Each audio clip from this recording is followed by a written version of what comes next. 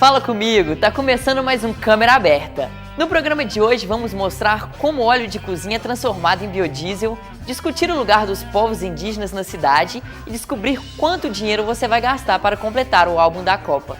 Se liga aí para conferir esses e outros temas agora no Câmera Aberta.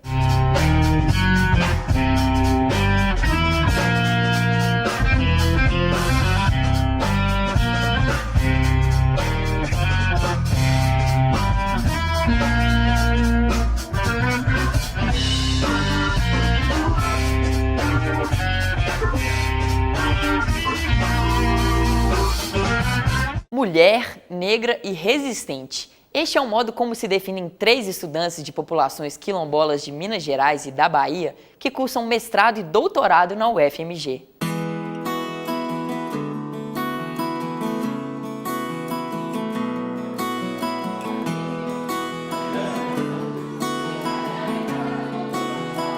Sou Andréa Marques Santos, venho da Bahia, especificamente de uma comunidade chamada Jurema. Eu sou Débora Rodrigues, eu sou da comunidade de Pinhões, comunidade quilombola aqui da região metropolitana, fica na cidade de Santa Luzia. Eu me chamo Raquel de Souza Pereira, eu sou quilombola do quilombo de Morrinhos, município de Berilo, Vale de Jequitinhonha, Minas Gerais. Nós somos um povo que historicamente fomos esquecidos, né, em se tratando de políticas públicas. Quando a gente pensa nas comunidades quilombolas, dada essa investida de um pensamento conservador, de um pensamento muito articulado no desrespeito aos nossos direitos sociais, quando a gente pensa nessa realidade que está posta aí, a gente percebe o quanto é preciso continuar resistindo e continuar lutando. Muitas vezes até somos privados de uma escola de qualidade. É o caso do ensino superior, principalmente na Universidade Federal, que é tão seleto. A gente sabe que a população negra e, sobretudo, quilombola tem uma dificuldade muito maior de acesso, né? Nós não temos, muitas vezes, acesso a todas as políticas públicas que deveríamos. Chegar até o mestrado, para mim, foi muita luta, assim. Então, acho que para mim significa muito, assim, um incentivo pessoal e coletivo ao mesmo tempo. De saber que esse acesso faz com que a gente possa pensar já de uma forma de contribuir para que as outras pessoas da minha comunidade, para que as outras crianças tenham em quem se espelhar, tenham um incentivo. Hoje eu faço doutorado em educação, estudando questões relacionadas à organização dos quilombos, relacionadas à geração de trabalho e renda para mulheres dos quilombos, relacionado à cultura nos quilombos, juventude, etc. Significa para mim, como quilombola, como mulher quilombola, a possibilidade de acessar um direito que é um direito nosso como mulher brasileira, né? É o direito à educação.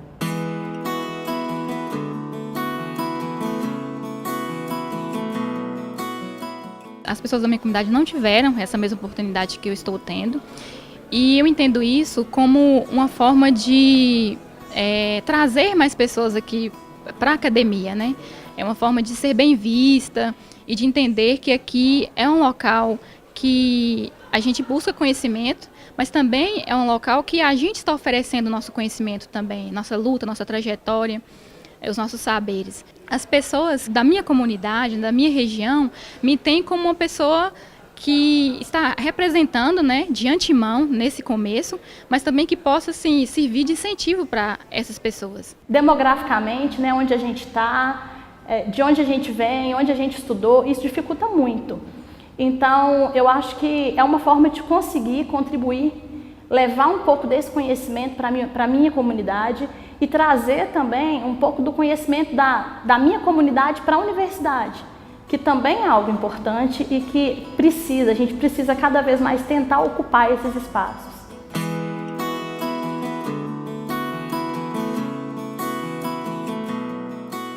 Ao retornarmos para as nossas comunidades, nós ajudaremos sim a comunidade, ou ajudaremos demonstrando como a história pode ser diferente, mas a gente pode muito bem ajudar em outros aspectos. E, ao mesmo tempo, a gente também está ajudando a universidade no sentido de construir um espaço mais plural, um espaço onde esses conhecimentos transitem de forma mais dinâmica, de forma mais tranquila como deveria ser uma universidade pública. São 500 anos de prejuízo que a gente teve. Então essa visibilidade que o povo do Quilombo está tendo é uma forma de resistência, de resiliência e de ocupar os espaços. Nós não somos resquícios de uma história, nós não somos apenas pistas de um passado escravocrata, nós somos sujeitos de direitos e como sujeitos de direitos nós temos direito a acessar esses espaços.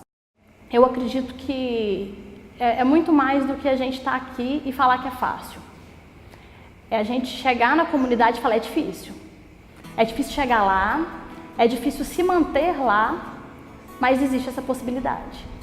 E tentar contribuir para que muitos acreditem.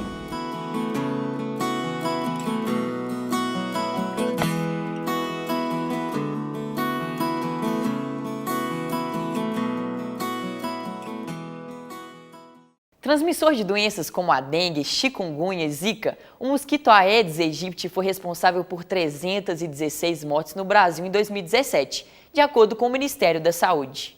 Buscando combater a proliferação do mosquito, pesquisadores do Instituto de Ciências Biológicas da UFMG desenvolveram vacina que mata o inseto, reduzindo em 60% o seu ciclo de vida.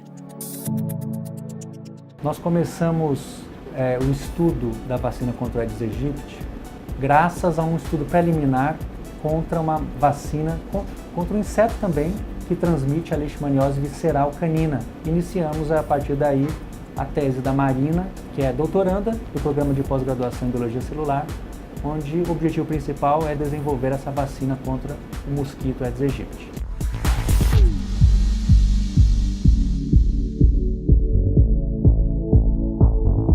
Essa etapa que a gente está agora já é uma etapa onde a gente já rastreou os alvos e já está testando os melhores alvos. Essa parte de rastreio é descobrir que pedaço do próprio mosquito tem potencial em reduzir o tempo de vida dele ou diminuir o número de ovos. Nós fizemos testes em camundongos. Esses insetos eles se alimentaram nesses camundongos vacinados e aí sim, aqueles anticorpos que foram criados pelo camundongo interferiram na fisiologia do inseto. Então esses insetos, 30% deles morreu imediatamente após esse repasto, após essa alimentação. E ao final da primeira geração, aqueles mosquitos que permaneceram vivos, eles botaram 40% menos ovos do que os outros insetos que se alimentaram em camundongos normais, que não tinham recebido a vacina. Depois, seguindo o experimento, a gente viu também que as larvas e as pupas eram menos viáveis. Então, no final de uma geração inteira, o ciclo de vida do inseto foi impactado porque gerou 60% menos mosquitos do que os mosquitos que se alimentaram num camundongo que não foi vacinado.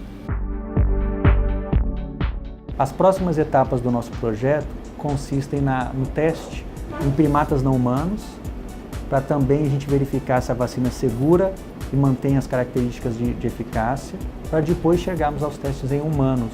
Essa vacina, ela é uma vacina com custo baixo de produção. Isso foi uma preocupação nossa para que o Sistema Único de Saúde, o Ministério da Saúde, não fosse muito impactado na aquisição desse produto. O Aedes aegypti ele é capaz de transmitir vários arbovírus simultaneamente, né? Então hoje a gente tem a dengue, tem o zika, chikungunya, febre amarela e agora já surgiu o maiaro. E existem mais de 500 tipos de arbovírus que ainda não chegaram no Brasil. Então o potencial da vacina seria diminuir o número de mosquitos para que a gente conseguisse reduzir simultaneamente a transmissão de todas essas doenças.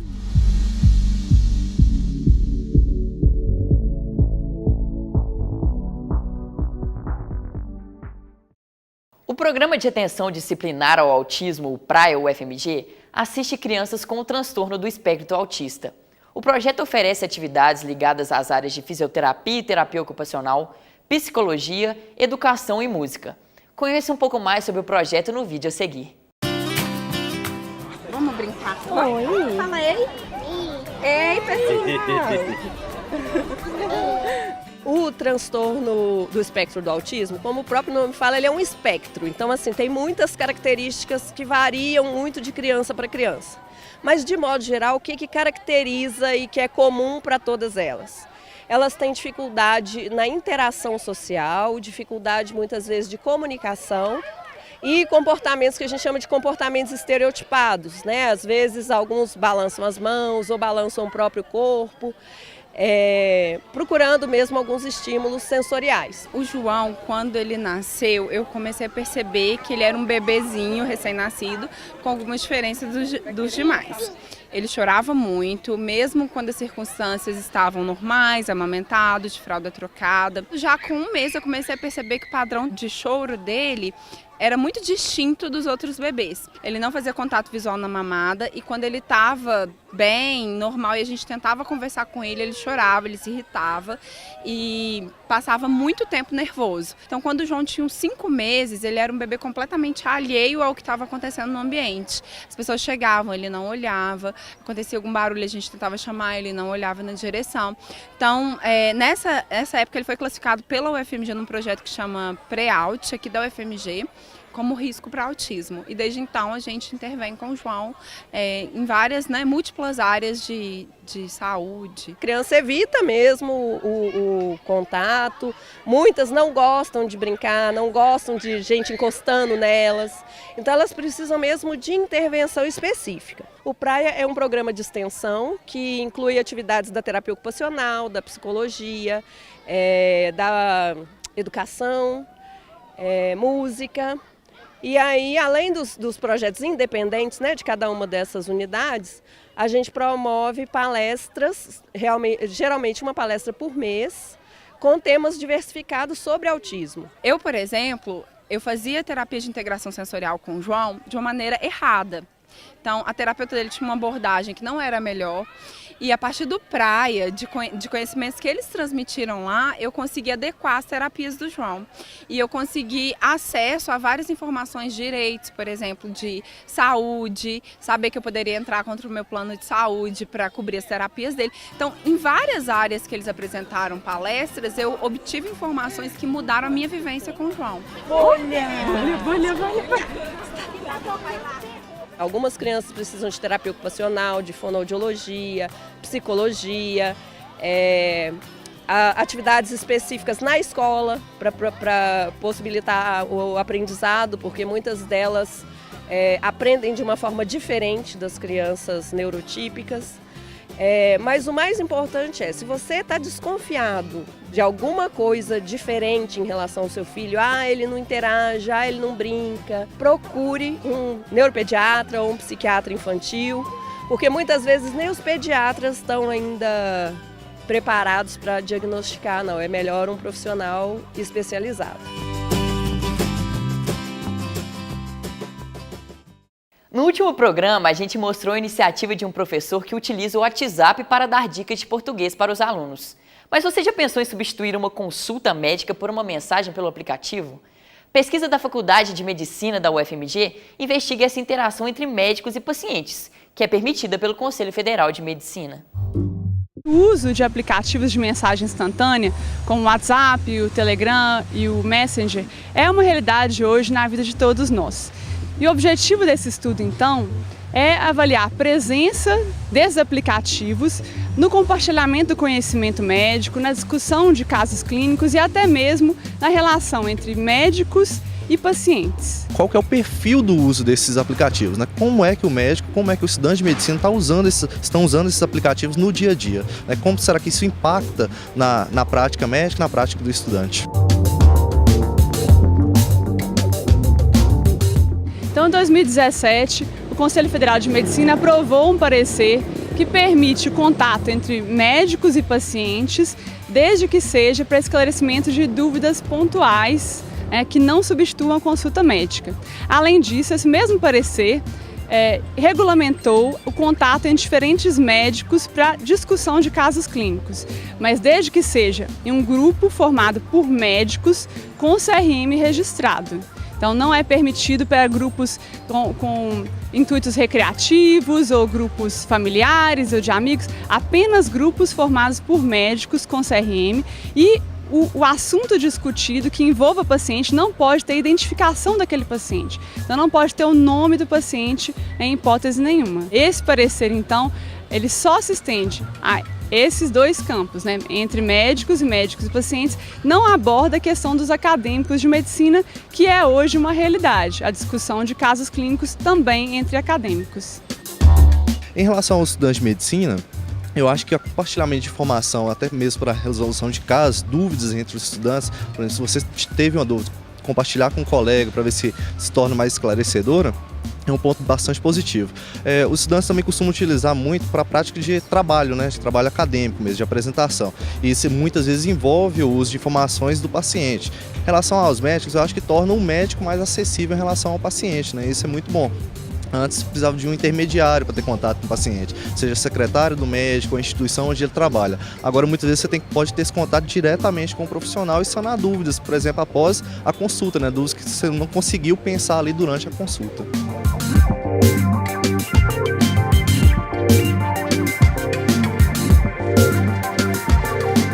A pesquisa tem sido feita através de um questionário online que a pessoa recebe por e-mail. A gente também tem compartilhado pelas próprias mídias sociais.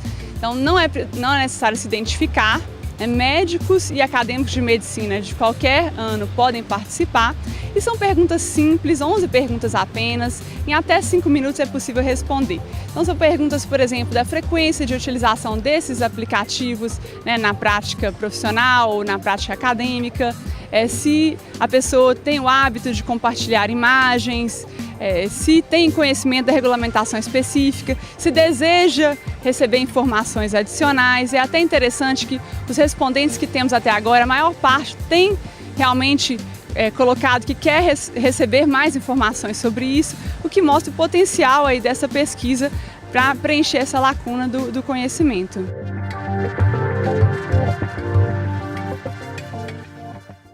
Projeto desenvolvido em parceria entre a UFMG e a Universidade de Itaúna reaproveita o óleo de fritura para produzir biodiesel.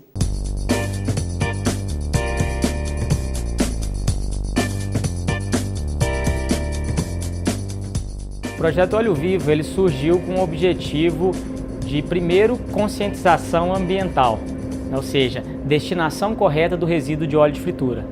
E o segundo objetivo, geração de renda. Então nós ajudamos que cooperativas de catadores façam a coleta desse resíduo e nós compramos para geração de renda. E o terceiro ponto é a transformação desse resíduo em um combustível renovável, o biodiesel. Hoje o biodiesel que é produzido ele é utilizado tanto para geração de energia elétrica, abastecendo geradores, quanto para abastecimento de veículos com motor diesel. E o mais importante é que nós abastecemos sem nenhuma adaptação no motor. Então nós tiramos o diesel mineral, substituímos por biodiesel, que é um combustível renovável, sem nenhuma adaptação, conseguindo então colaborar com o meio ambiente, primeiro, da destinação correta do resíduo, segundo, reduzindo a emissão de gases de efeito estufa na troca de um combustível fóssil por um combustível renovável. Eu sou professor na Universidade de Itaúna já há 17 anos.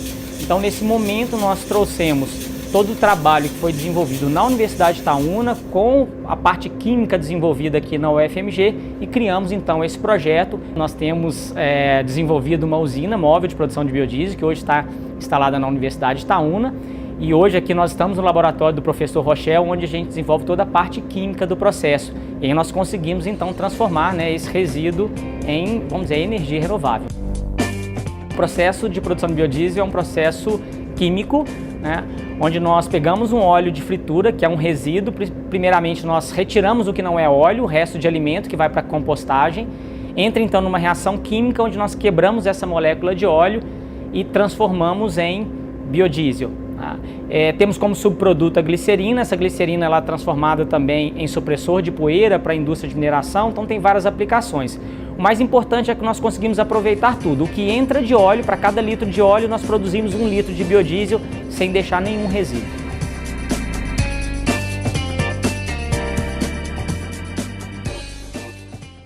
A Copa do Mundo de 2018 está cada vez mais próxima. Colecionar figurinhas é uma tradição que é mantida a cada edição do evento.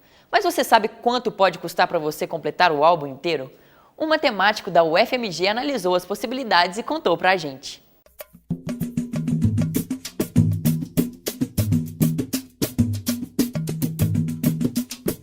São necessárias 682 figurinhas para preencher o álbum.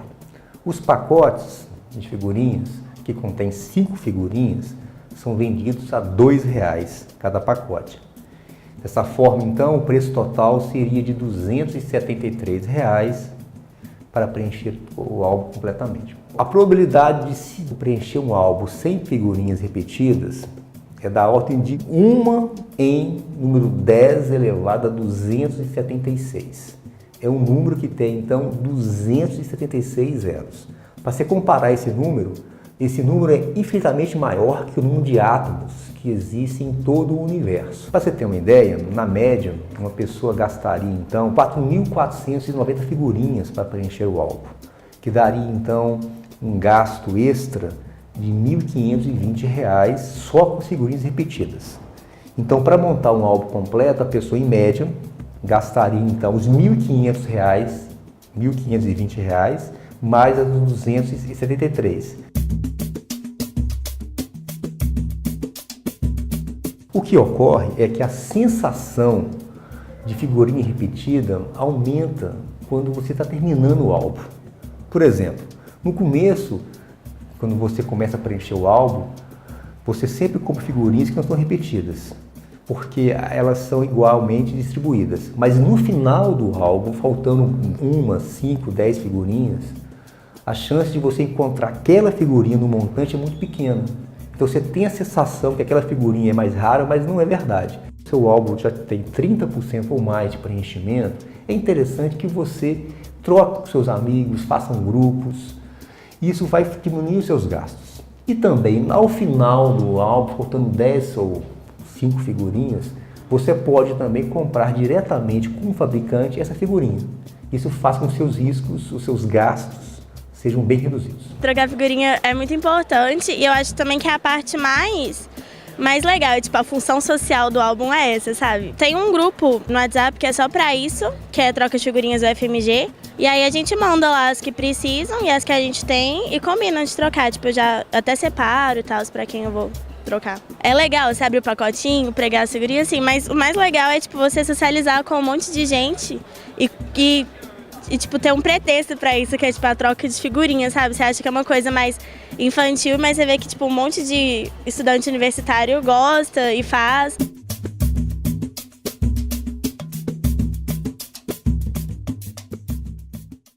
A UFMG sediou um debate sobre moda plus size. A aceitação do próprio corpo e gordofobia foram abordados por blogueiras e produtoras de moda.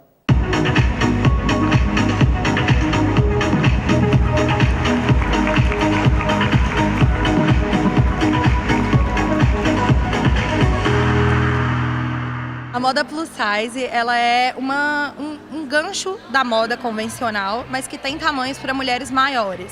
Não necessariamente só a mais gorda, às vezes a mais alta também encontra espaço dentro desse âmbito.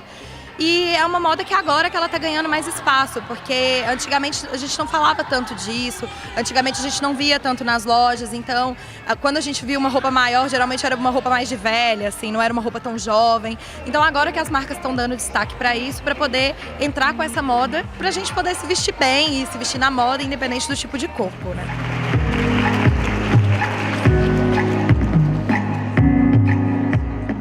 O size ele veio reverter a problemática da moda tradicional, justamente atendendo à necessidade desse público que foi colocado de lado por aquilo que a mídia, as revistas, a moda entende por padrão e que na verdade não é. Não é simplesmente aumentar o tamanho, é pensar no que fica bem, no que essa pessoa quer, no que faz com que a pessoa se sinta bem e o que cai bem em vários tipos de corpo. Então, é uma coisa muito mais ampla que envolve um estudo muito maior do que simplesmente replicar e aumentar. A gente não tem por que ser padrão. O meu corpo é diferente do seu. Nós não somos gordas, o nosso corpo é diferente. O meu corpo é diferente do seu, e do seu, e do seu. E a gente não precisa se padronizar. É muito importante a gente falar sobre pressão estética, sobre autoaceitação, como uma forma da gente combater isso diariamente. Já que todas nós vivemos isso, por que não se unir e para poder combater esse tipo de pressão que a gente vive socialmente? Porque, cara, a gente não pode o tempo todo se privar de usar o que a gente quer, porque pelo que os outros vão pensar. A gente não pode se limitar tanto assim. A moda, ela é um fator libertador, ela não é para limitar. A gordofobia, ela é justamente a amiga que fala: não, para, mas você não é gorda, você é linda. Sim, eu sou linda, eu sou gorda, eu sou alta, eu sou loura, são várias características físicas. É simplesmente uma característica física. E a gordofobia é dar um valor maior para isso e um valor negativo, né? Eu acho muito importante a gente debater esse tipo de assunto dentro da Universidade Federal, porque é uma universidade que, querendo ou não, tem acesso a muitas pessoas, é uma das maiores do país. Então, ter essa voz aqui dentro é muito importante pra gente, para engrossar esse coro também, pra gente ganhar espaço, pra gente conquistar o nosso espaço que nos foi retirado justamente por conta do corpo.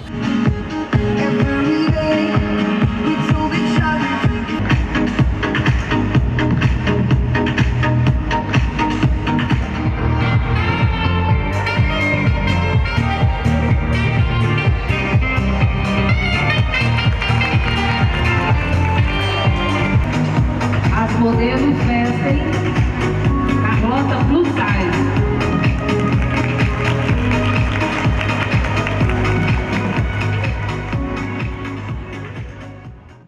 De acordo com o último censo, cerca de 40% dos indígenas no país vivem no meio urbano.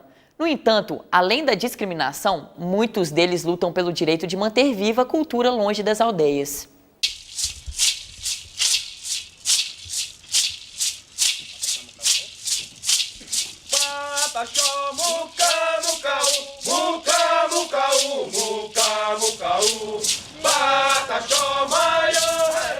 Uma das grandes contribuições do censo demográfico para a questão indígena é apontar números dos indígenas vivendo em cidades. Antes deles retornarem ao censo demográfico como categoria de cor e raça em 91, a gente não tinha muita ideia como que era essa situação, numericamente falando, em termos de indígenas nas cidades.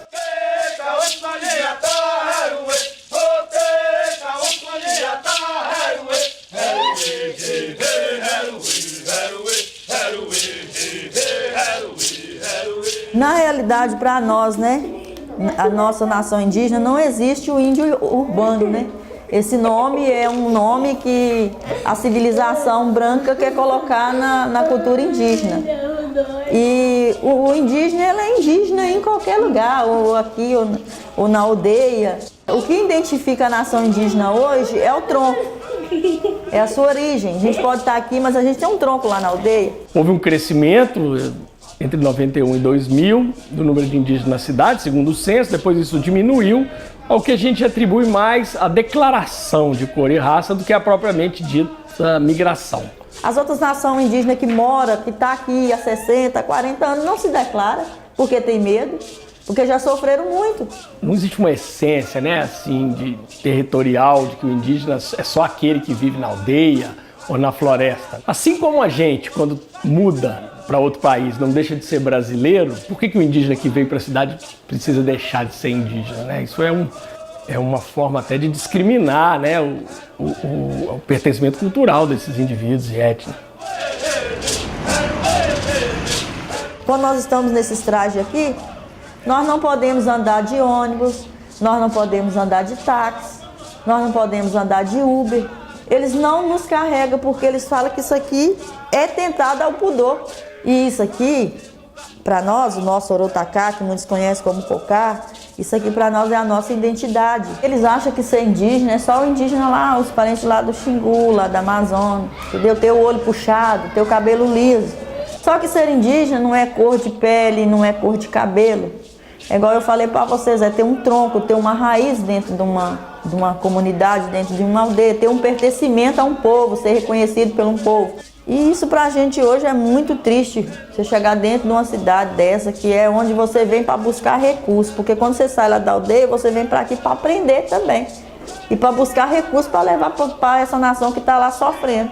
E chega aqui, você sai mais discriminado ainda e mais sofrendo ainda. A cidade é o espaço da diversidade, do encontro, da pluralidade de culturas, de opiniões e, por que não, então, também o lugar dos indígenas, né?